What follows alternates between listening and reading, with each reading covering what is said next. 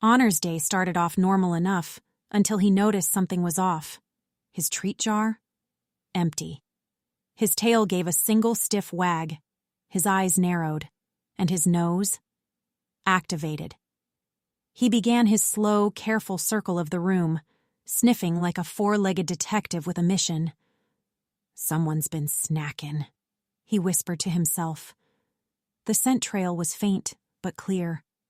It drifted toward the couch, where Darrel just happened to be asleep.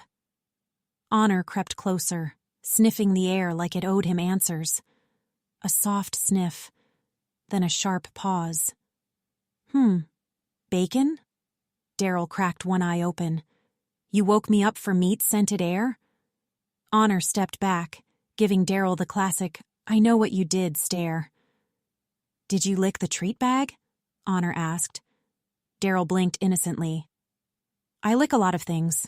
You'll have to be more specific." But just then, another scent wafted through. Fish, cat food, suspiciously strong. Honor turned slowly. HooDoo was perched near the window, calmly licking her paw like she hadn't just possibly been part of a caper. "Don't look at me," her eyes seemed to say. "I don't even like peanut butter." Honor sniffed again.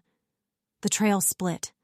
One led toward Darrel's bed and another under the kitchen table. He followed the second trail, nose low, body serious, tail still. And there it was, the empty treat bag, crinkled, flattened, resting under HooDoo.